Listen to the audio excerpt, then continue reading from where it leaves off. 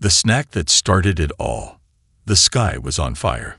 Lieutenant Jack Carter crashed hard on the alien planet, his escape pod smoking and broken. He rolled out, coughing, bleeding from his arm. His ship had been hit during a recon mission. No backup, no signal, no food. Just a chocolate bar in his chest pocket. Jack looked around. The air was strange. Purple trees with glowing leaves, tall grass that moved like it had a mind of its own. He checked his comms. Dead. His leg hurt, but he could walk. He grabbed his small emergency kit and started moving, slow and careful. This was not Earth, and he was not safe. Hours passed. Jack found a quiet cave and wrapped his wound. His stomach growled. He took out the chocolate bar. Just one. He opened it slowly. It smelled like home. Suddenly, he heard something. A sound behind him. Light footsteps. Quiet breathing. He turned fast, knife in hand, but stopped. It was a girl. An alien girl. She had pale blue skin, glowing white eyes, and silver hair tied in braids. She wore light armor, but no weapons. She looked curious, not afraid. Jack didn't move.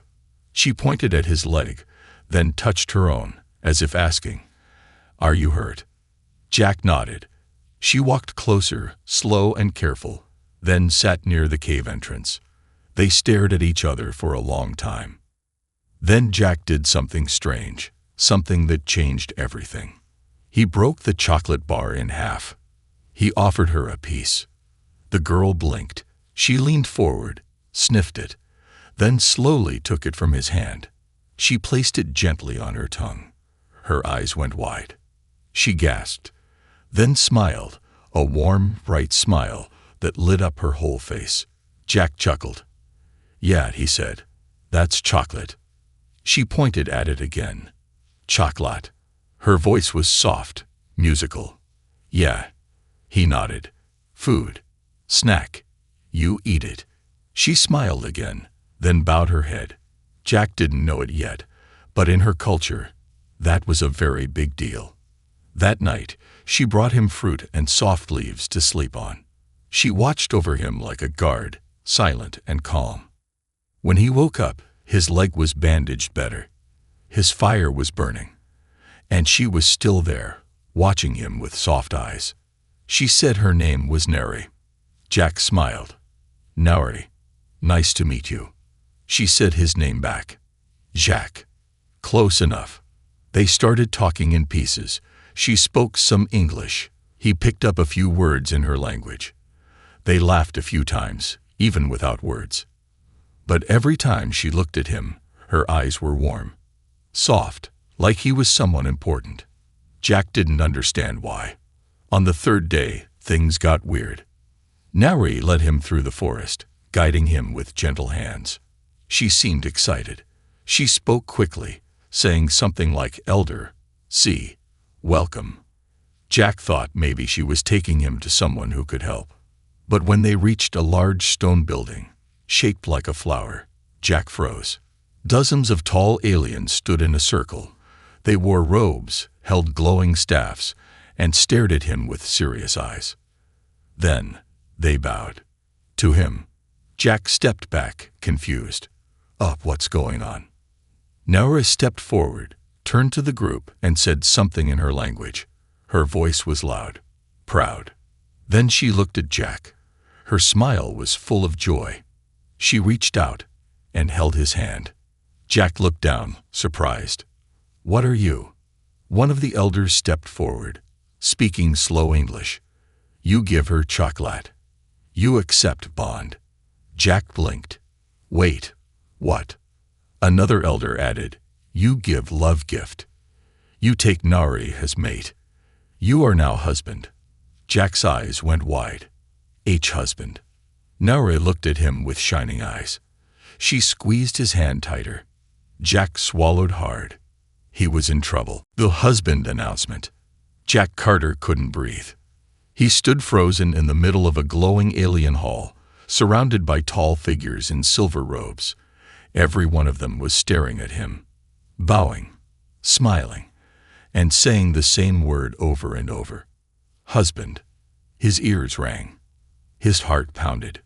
Nauri stood beside him, smiling like she'd just won the galaxy's biggest prize. Her hand was still in his, soft and warm. Jack pulled it away gently. Okay, wait. What is going on? Nauri tilted her head, confused. She didn't seem upset, just surprised. Then she said slowly, You give. Chocolate. Gift. Love gift. Jack blinked. It's just a snack. Chocolate. You were hungry. The tall elder stepped forward again. He was old, with crystal beads in his hair and a deep voice. On planet Lizara, giving food is bond ritual, he said. Only mates give first food. It is sacred. Jack's jaw dropped. You're saying that was a proposal? Nauri's face turned slightly purple. Was she blushing? She reached up, touching the charm on her necklace. Her eyes were glowing again. You choose me. I accept. Now, you are one. Jack took a step back. No. I didn't know that. I didn't mean. Suddenly, the crowd began to chant. Soft at first, then louder. Nauri, Nauri, Nauri, and Jack. United. Drums echoed through the hall. Bright leaves rained from above, glowing softly as they floated down. It was a celebration, but Jack felt like running. He sat alone in a guest chamber that night. A guard stood at the door, not to keep him in, but to honor and protect the bondmate, as they said. Jack stared at the wall, still in shock. He looked down at his shirt pocket. The crumpled chocolate wrapper was still there. Great, he muttered. I got married by accident, with a candy bar. He leaned back. What do I even do now? His comm still wasn't working. No signal to Earth. No updates from command. Just him, stuck on a planet where giving someone a snack was equal to popping the question. And now he was married to an alien princess. The next morning, Nauri entered his room. She wore a new robe, soft white with gold symbols across the chest. She looked different, more formal, maybe even nervous. She sat across from him. You are not happy, she said softly. Jack sighed. I didn't know. Where I come from, giving food is just kindness, not marriage. Nauri nodded. I learn. Different world. But I still accept. Jack looked into her eyes. She was being honest. Calm. Not pushy. Not fake. She really believed he had chosen her.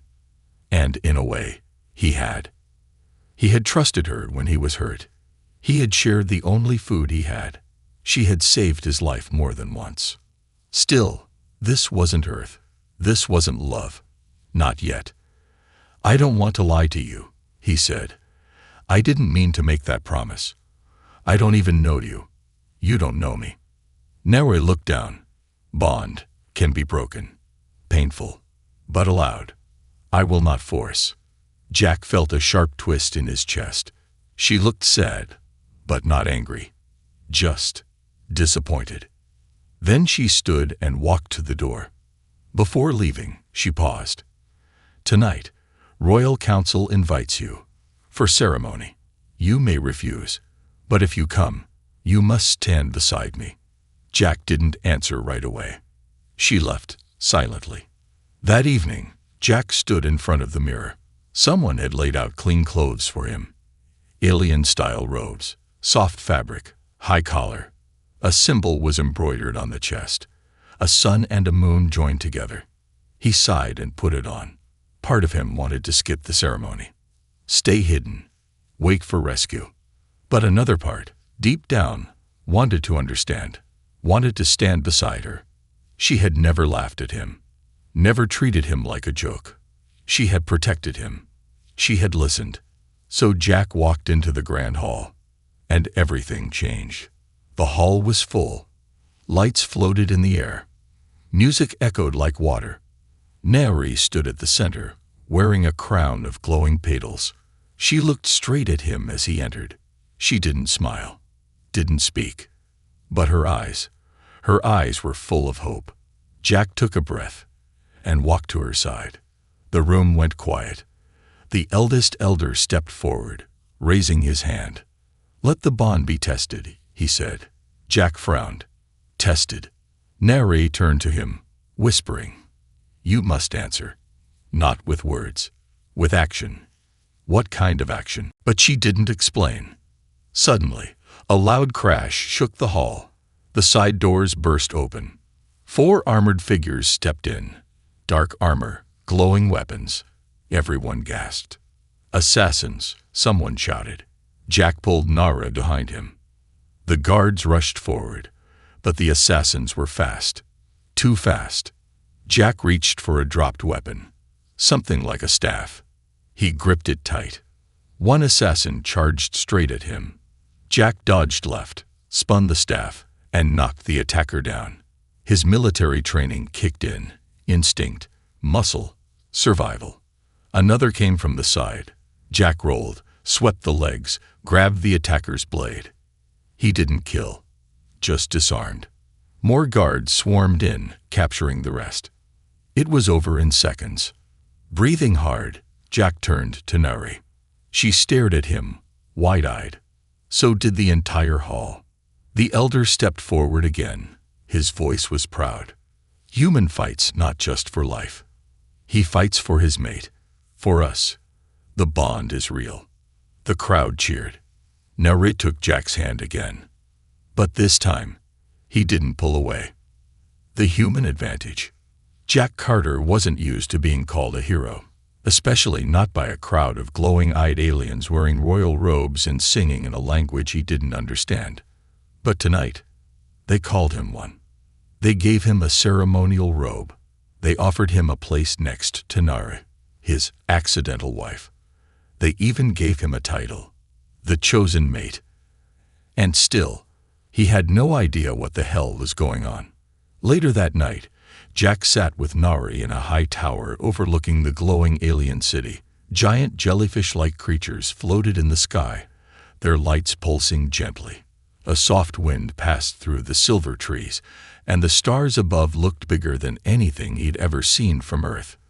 Neri handed him a drink, a warm, fruity liquid in a clear cup. "You saved me," she said softly. "I saved all of us," Jack corrected with a small smirk, "including myself." Neri smiled, but it faded quickly. Attack was not random. Someone does not want this bond. Jack leaned forward. "What do you mean?" Neri's eyes narrowed. "Lizara is not safe. My family, not all agree with peace. They want power, a bond with an outsider. They fear it." Jack frowned. "So they sent assassins." She nodded. "To break the bond. If I die, the ceremony ends. If you die, I grieve. But the bond breaks too." Jack rubbed his temple. "So this is bigger than just love or marriage. It's politics." Neri looked at him. "It was love for me. First, then politics." Jack's chest tightened. He didn't know what to say to that. The next day, Jack woke to the sound of alarms. A palace guard knocked loudly, speaking fast. "Emergency drill. Come now." Jack grabbed his robe and stepped outside. Soldiers rushed down the hall, weapons drawn. Nari was already waiting, armored up and calm. "What's going on?" Jack asked. She motioned him to follow. "Not drill. It's a test." They entered a large stone chamber underground. Inside, elders sat in a half-circle. In the middle, a circle drawn with glowing lines. "What kind of test?" Jack asked warily. Nari didn't look at him. "Combat. Strategy. Heart." "What?" An elder rose. "Human Jack, you are brave. But are you strong? Wise? Loyal? These tests will show." Jack stepped forward slowly. "This is about the bond, isn't it?" Nari nodded. "Lizaran bonds must be proven. By challenge." Jack sighed. "Great. More alien marriage rules." He stepped into the circle. The first test was simple. A trial of strength. Jack had to face a large creature in a cage, something like a six-legged lion, twice his size, covered in crystal armor. It roared when it saw him. Unarmed, Jack asked. A guard handed him a staff. No killing, just survive. The cage opened. The beast charged. Jack dodged the first strike. His combat training kicked in. Use speed, not strength. He rolled, slid under the creature, and jabbed the staff at its legs. It stumbled. He jumped on its back, held tight, then whispered, "Easy, big guy." After a tense minute, the creature stopped. It didn't growl. It sat, watching. Jack stepped away, heart racing. The elders nodded in approval. The second test was mental. They brought in a holographic table. Strange puzzles lit up. Moving pieces, colors, shapes. Nary stood beside him, silent. Jack stared at the puzzle, confused at first. But then he saw a pattern. It wasn't just logic, it was language. The puzzle was speaking in code, shapes and positions spelling out ideas. Jack rearranged the pieces based on words he learned in Nary's tongue. The table glowed bright. The puzzle solved itself. Another elder smiled. He listens, he learns, he sees more than surface. The third test was the hardest. A question. They'd brought in a hologram of Earth, his home. The blue sky, green trees, buildings, oceans, his family, his team. Then they showed Nary's world, Lizara, floating forests, crystal cities, and her, standing alone. The elder looked at him. "If we give you one ship, one chance, to go home right now, would you leave her behind?" Silence. Jack's mouth went dry. He looked at Nary. She didn't speak. Her face showed nothing. Then he said quietly, "No." The elder raised a brow. "Why?" Jack stepped forward. "Because she didn't leave me. When I was broken, bleeding, a stranger, she stayed." He looked at her again. "I may not understand this bond fully, but I know what loyalty looks like." Nary's eyes welled with tears. The elders nodded. That night, the palace held another feast. This one was quiet. No big celebration. Just Nary, Jack, and a few trusted guards. Jack sat close to her, more relaxed now. "You passed," she said softly. "Barely," he joked. "But yeah, I guess I did." Nary looked at him for a long time. "You could have gone home. You chose me." Jack shrugged. "Didn't feel like I had a choice." She looked down. Then he added, "But I didn't want to leave." She looked up again. Slowly, she reached out, touching his hand. In Lizaran culture, love comes not from words, but from protection, from loyalty. You showed both. Jack squeezed her hand back. "Still not sure I'm husband material, but I'm learning." They smiled. For the first time, it felt real. Far above them, in a dark tower across the city, a shadow watched. A tall figure in black robes, face hidden behind a bone mask. "He passed the tests," a servant whispered. The figure didn't reply. Then, in a voice like ice, "Then we must break the bond, by force." Should he stay or go? Jack Carter had never felt more torn in his life. He stood on the highest balcony of the Lizaran Palace, looking out across a glowing alien city that wasn't his. Silver towers sparkled under a pale blue moon. Floating lights drifted above the streets like fireflies. It was beautiful, but it wasn't home. Behind him, the doors creaked open. A familiar voice followed. "You are thinking again." Nary stepped beside him, her silver hair braided with glowing threads. Her presence was quiet, gentle. Jack didn't turn. "I always think. It's a human thing." Nary tilted her head. Is it a goodbye thought? Or a stay thought? Jack's shoulders tensed. He didn't answer. Earlier that day, Jack received a signal. While adjusting a communicator from a downed alien scout, he caught something unexpected. A coded message from Earth Command. Lieutenant Carter. Signal received. Extraction planned. 48 hours. Prepare for pickup. It was the first time he heard from home since the crash. He should have been happy. But instead, his chest ached. He remembered her eyes, her hand reaching out to him when he was dying, her silence when the crowd called him husband, her tears when he passed the Vaughn tests. Neri never asked him to stay. She only looked at him like she hoped he might. Back on the balcony, Jack finally spoke. "They're coming for me. Earth Command. They're sending a ship." Neri closed her eyes. Her voice didn't break, but it went very soft. "When?" 2 days. Silence stretched between them like a canyon. "You will go," she said. Jack looked at her. "You're not going to ask me to stay." She shook her head slowly. "It must be your choice, or it is not real." He stepped closer. "What if I don't know what's real anymore?" Neri's voice was barely a whisper. "Then, I wait. Until you do." That night, Jack couldn't sleep. He walked the empty halls of the palace, trying to clear his head. Every corner held a memory. Her laughter, her quiet strength, her voice teaching him words in her language. He passed a hallway with murals. One showed a Lyceran man holding hands with an alien creature under the stars. The painting was old, ancient. "First bonded pair," a voice said behind him. Jack turned. It was Elder Ventil, the same elder who led his bond tests. "Human and Lyceran," Ventil continued. "It is not a new story, but always a hard one." Jack folded his arms. "You think I should leave?" Ventil chuckled. "I think you already know what your heart wants, but your mind fears the weight of it." Jack sat on a nearby stone bench. "She deserves someone who belongs here, someone who didn't marry her by accident over a snack." Ventil smiled. "You did not choose the bond, but you chose her every day since. We saw it." Jack lowered his head.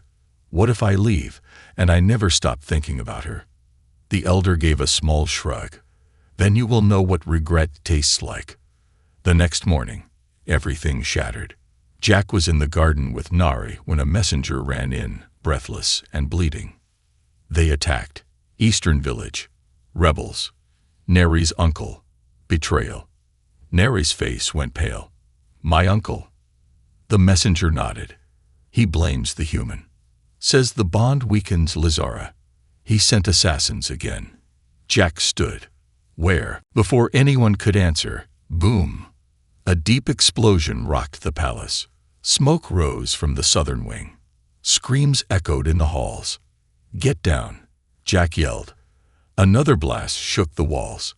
Guards ran in, yelling in Lyceran. Jack pulled Nara behind cover. "We need to move. Now." She grabbed a fallen guard's staff and nodded. "Follow me." As they ran through collapsing corridors, Jack heard the chaos. Shouting, glass breaking, weapons firing. But his focus was only on her, keeping her safe. They reached a locked door. Nari began opening the control panel. Jack turned, then froze. A masked rebel stood at the end of the hall, raising a plasma rifle. "Nari, look out." He shoved her down. The bolt hit him square in the chest. Jack hit the floor hard. Everything went blurry. He heard her scream his name. Jacques. She fired wildly, dropping the attacker, then fell beside him. "No, no, no, no." Jack coughed. I'm okay. Armor vest. Barely." Nara's hands shook as she pressed against his side. "You are hurt." Jack grinned weakly. "Still alive. Wife." She laughed through her tears, then kissed his forehead. "Don't move," she said. "I will fix this." She stood and turned, staff in hand, eyes burning. Nara wasn't just a princess anymore. She was a warrior. It took hours, but the palace was secured. The rebels were pushed back. Her uncle fled the city, vanishing into the mountains. Jack was carried to a healing chamber, where glowing water surrounded him. He floated, half-conscious, hearing voices through the haze. Nera saved him. He shielded her first. They are real. The bond is true. When Jack woke, Neri was asleep beside him, curled in a chair. Her hand was still holding his. He turned his head slowly, then whispered, "I know now." Her eyes opened. He smiled weakly. "What's real?" Later that evening, Jack walked to the communication tower. The Earth ship was almost here. He activated the message beacon. Lieutenant Carter reporting. "I will not be boarding. I am choosing to stay. Lysara needs me. She needs me. And maybe I need her too." He ended the call, turned, and Neri was standing there, tears in her eyes. But this time, they were happy ones. Real feelings emerge. Jack Carter couldn't remember the last time he felt so. Still, he floated inside a healing pod filled with warm, glowing liquid. Soft light pulsed around him. Machines hummed quietly, reading his pulse and fixing damaged tissue. His armor had saved his life during the attack, but he still carried bruises, inside and out. Outside the pod, through the clear surface, he saw her. Neri sat beside the chamber with her knees pulled to her chest. Her silver hair hung loose. She hadn't slept, hadn't eaten. She stayed. Every time he opened his eyes, she was there. And every time, she looked more afraid of losing him. When Jack was strong enough to sit up, she helped him out of the pod. Her hands were gentle, but her eyes held something new, something deep. Not just duty, not just kindness, something real. "You shouldn't have taken that shot," she said quietly. He smiled, didn't plan on it, just instinct. Neri looked away. "You almost died." Jack leaned against the wall. "So did you.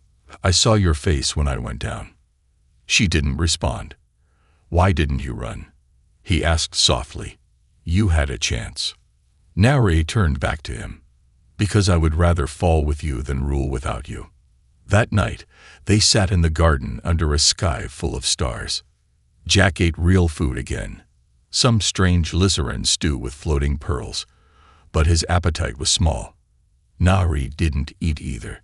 They just sat in silence. Then, out of nowhere, she spoke. "Do you know what I thought the first time I saw you?"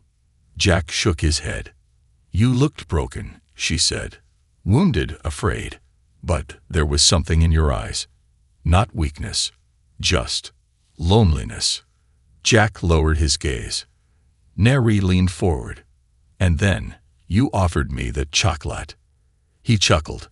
"Still can't believe that meant marriage." She smiled. "You didn't know. But I accepted anyway. Because even before the bond, I felt something." Jack hesitated, then met her eyes. "I felt it too. I just didn't understand it." She whispered, "Do you understand now?" Jack didn't answer with words. Instead, he reached across the table and took her hand. Gently, carefully. But this time, he didn't let go. The next few days passed quietly. Jack recovered faster than expected. Neri made sure he had everything he needed. They trained together, ate together, even laughed again. It wasn't awkward anymore. It felt like home. They walked the city markets. Locals waved at them, called them Sheravar, which meant heart-bonded. Even children knew their names. Jack helped build shields for nearby villages. He taught a few soldiers hand-to-hand combat. The Lysarans learned fast, but they always asked questions about Earth. And slowly, Jack realized he wasn't just a visitor anymore. He was part of something bigger. But peace didn't last long. Late one evening, Elder Vental called them to the council chamber. "We intercepted a message," the elder said, "from Neri's uncle, the traitor." Jack's muscles tensed. What's he planning? Vental looked grim. He's gathering loyalists, preparing a full rebellion. He calls your bond a corruption. He wants the throne, and he's not alone. Neri stepped forward. "Then we stop him." Vental nodded. "Yes, But you must move carefully. His spies are close. He may already know you stayed." Jack clenched his jaw. "Let him come. We're not running." Neri touched his arm. "We won't, but we must protect the people first." Vental added, "There's more." He handed Jack a glowing crystal with Earth lettering on it. Jack's stomach dropped. "That's Earth tech." Vental said slowly, "Your uncle's allies contacted humans." Jack stared at him. "Earth mercenaries." Vental nodded. "They are coming. Not to save you, to help him take over." That night, Jack couldn't sleep. He stood at the palace wall, staring at the stars again. Somewhere out there, Earth ships were on their way. Not rescue, not help. Soldiers for hire, bought by power, brought to kill him. Behind him, he heard soft footsteps. "Neri, you're scared," she said gently. He nodded. "I thought if Earth came back, it would mean safety. Home. Now, it's war." Neri stood beside him. "You don't have to face this alone." Jack looked at her. "I don't want to lose this. You, everything we built." Neri leaned her head on his shoulder. "Then don't." He wrapped his arm around her. "You know what's funny?" She smiled. "What?" He reached into his robe and pulled out a wrapper, creased, worn, almost faded. "The chocolate bar wrapper." Neri laughed softly. "You kept it." Jack nodded. "I thought it was just a snack. But now, I think it was fate." She looked at him for a long moment. "Then let fate write the rest." He kissed her hand. Together. But far away, in a mountain fortress, a shadow watched a holoscreen. Neri's uncle, cloaked in black, turned to a group of heavily armed humans. "Carter thinks this is love," he sneered. "But love won't save him when Earth's bullets tear through his skin." A mercenary captain smirked. "You pay well. We bring the fire." The uncle nodded. "And when the chosen mate dies, Lizera is mine. Love in the arena." The arena roared like thunder. Thousands of Lizerans filled the high stone walls, their glowing eyes wide with fear and anticipation. Floating orbs hovered in the air, recording every second for all the cities to watch. In the center of the arena, under a sky darkened by smoke, stood a single man, Jack Carter, unarmed. Blood dried on his temple, his lip cracked, but his eyes burned with fire. He had been captured at dawn, betrayed by a fake message, ambushed by mercenaries, stunned, and dragged to the arena while Neri was away leading a supply mission. Now he stood alone. Across from him stood 3 armed opponents. 2 were Earth mercenaries, armored, sharp-eyed, and paid to kill. The third, a Lizeran warrior with black paint across his chest, Neri's cousin and a rebel loyal to her uncle. This was no trial. This was a message, a broadcast. "Watch the outsider fall." The uncle's voice echoed across the arena. "Watch the bond die with him." Jack's knees ached, but he stood tall. He turned his head toward the northern sky, where Neri's ship should be. "Please see me," he thought. "Please come back in time." The first mercenary stepped forward. "Orders are clear, Carter," he said coldly. "We make it slow." Jack didn't answer.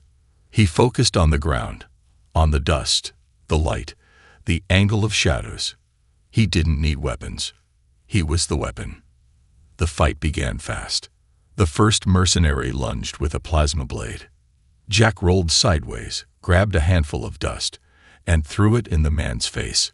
While the merc was blinded, Jack swept his leg and slammed him into the ground. The crowd gasped. The second merc came in swinging, 2 knives in both hands. Jack ducked, kicked him in the ribs, then dodged back. But the mercs cut his arm, shallow, but enough to sting. Jack spun behind him, grabbed the merc's arm, twisted it backward. Crack! The knife clattered to the ground. But the Lizeran cousin was already charging. He carried a double-blade staff, spinning it with deadly speed. Jack barely dodged the first swing, then the second. The third hit his side. Hard. He collapsed to one knee, coughing. The Lizaran lifted his staff high, preparing the final strike. And then, boom! A deafening blast echoed across the sky. The arena shook. All heads turned upward. A ship burst through the clouds, silver, fast, glowing with royal blue light. Nauri. She jumped from the open platform before the ship even landed, landing in the arena in one smooth move. Her armor was black and gold. Her staff glowed with white light. She walked across the field, straight toward Jack. The rebels tried to stop her. She didn't flinch. With a single command in her native tongue, she froze the entire arena in silence. Then she stood beside Jack, lifted him up, and faced the crowd. "This ends now." Her voice rang across the sky. Her uncle's voice came through the loudspeakers. "You break our laws. You disgrace your bloodline." Nauri's eyes were blazing. "You broke our people. You used fear, lies, and shadows. You tried to kill the one who brought us hope." She turned to Jack. He was bleeding, swaying, but still standing, still fighting. She placed her hand over his heart. "You are not from this world, but you fought for it. For me." Again and again. Then she turned back to the crowd. "And I fight for him." The rebels began to move again. But this time, Lizaran guards dropped into the arena from Nauri's ship. The people in the stands didn't cheer. They stood. One by one, Lizarans rose to their feet, raising hands over hearts, a gesture of unity. Even the arena guards dropped their weapons. The tide had turned. But Jack wasn't done. He limped forward to the center of the arena and looked straight into the nearest camera orb. His voice was tired but steady. "I came here by accident. I crashed. I survived. I didn't know your ways, your rules, your meaning of love." He looked at Nauri, then back at the crowd. "But I learned something here. Real love is when someone sees your worst and stays anyway. When someone chooses you again and again.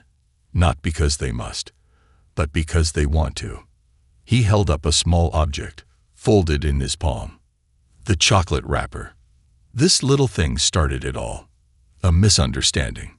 Then he smiled. "But it led me to the only person who ever made me feel like I belonged." He turned back to Nauri. "And if I didn't understand the bond before, I do now." Jack dropped to one knee. And this time, not by mistake, not by culture, not by accident, he offered the last piece of chocolate he had. The crowd gasped. Nauri stepped forward, her hand trembling. She took it. Tears shimmered in her eyes. And she whispered, "Now the bond is complete. By choice." High above, Nauri's uncle watched from his hidden fortress. He slammed his fist into the screen. This is not over. But for now, it was. Later that night, Jack stood beside Nauri on the palace balcony. The arena had been cleared. The crowd had gone, but their names were already being sung through the streets. Nauri reached for his hand. Jack didn't hesitate. "You stood with me," she said quietly, "even when you were bleeding." Jack smiled. "You stood with me long before that." She turned to face him, her eyes glowing. "So, husband," she said, teasing, "do all Earth proposals involve chocolate and near-death battles?" Jack laughed. "Only the good ones, united worlds." The throne room was silent. Not because of fear, because of hope. Jack Carter stood beside Nauri at the center of the crystal-lit chamber. His bruises were healed, his body stronger, but more than that, his heart was full. He no longer felt like a guest here, not an outsider, not a lost soldier from another world. Now, he stood as a chosen one, not by blood, but by bond. Nauri wore ceremonial armor lined with silver feathers. Her eyes were fierce. Her grip on Jack's hand was steady, grounding him. At the far end of the room, the Council of Elders sat waiting. So did Earth Command. A delegation had arrived that morning. Officers, diplomats, soldiers. Jack saw the flags of Earth, the polished uniforms, the heavy boots. It should have made him feel safe. Instead, it made him nervous. An elder rose.